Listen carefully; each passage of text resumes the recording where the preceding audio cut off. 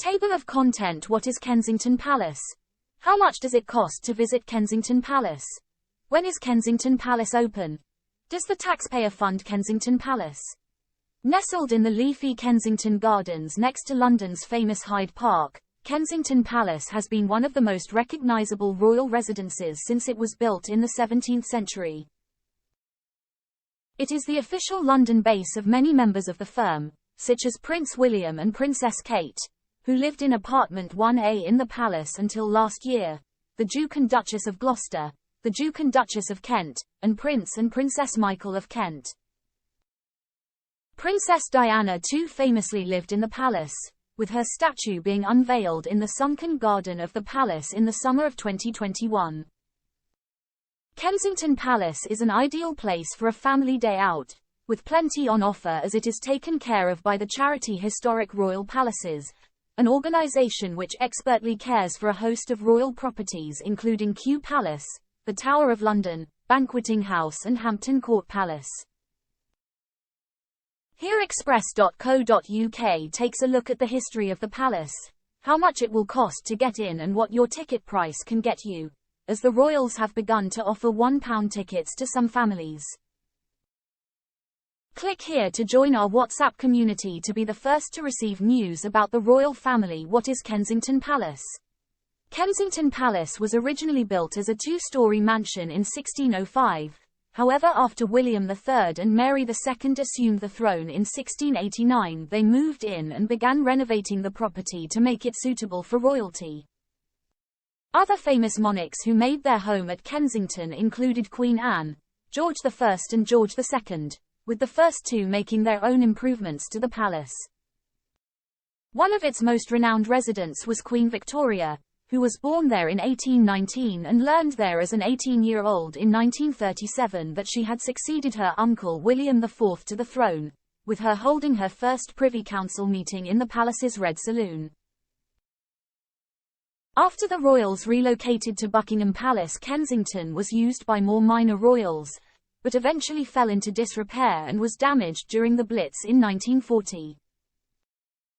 Princess Marina, Duchess of Kent, moved into apartment 1A in 1955, and after her marriage in 1960 Princess Margaret also moved in as it gradually grew in importance as a royal home.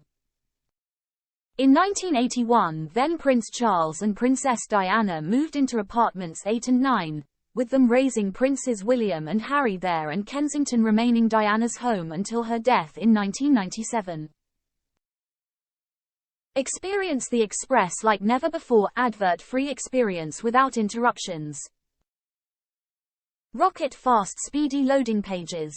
Exclusive unlimited access to all our content. Start 30-day free trial. How much does it cost to visit Kensington Palace? Entry to Kensington Palace will give you access to all public areas of the house and garden, including the rooms of Queen Victoria, the King's State Apartments and the Queen's State Apartments. For a family of 4, 2 adults and 2 children aged between 5 to 15, to visit Kensington Palace is £60 without a donation, £20 per adult and £10 per child. But with a donation added on this goes up to £22 and £11 respectively. Children under 5 go free, while seniors, aged 65 plus, students aged 16 to 17 and disabled people are entitled to concessions, £16 without a donation and £17. 60 with. Members of historic royal palaces go free, with an annual family membership costing £110 for the first year, then £120 only, slightly cheaper than a family National Trust annual membership, which totals £146. 40. Or £120 for English Heritage.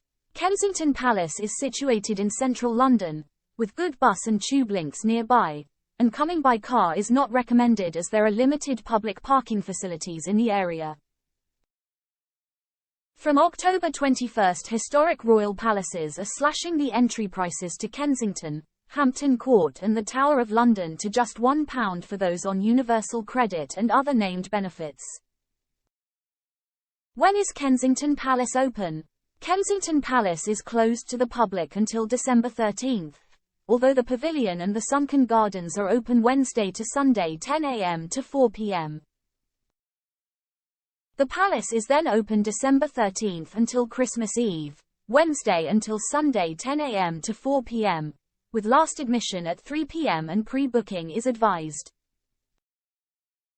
From December 11 to 15, the Lunar Winter Cinema will be open at the palace, offering a range of fun festive films to be enjoyed on the big screen, with Love Actually, Elf, Home Alone and The Holiday all available to see with a ticket. Does the taxpayer fund Kensington Palace? The palace is owned by the monarch on behalf of the Crown Estate, meaning King Charles is able to use it for himself and his family as he wishes. Historic Royal Palaces is responsible for upkeep on the palace and operating it as a tourist attraction. As an independent charity, they rely on donations and legacies, charitable activities and grants, investments and other trading activities for funding. The charity claims it receives no money from the Crown or the government, but data released from the financial year ending March 31, 2022 says that historic royal palaces were given £8,798,671 in government grants.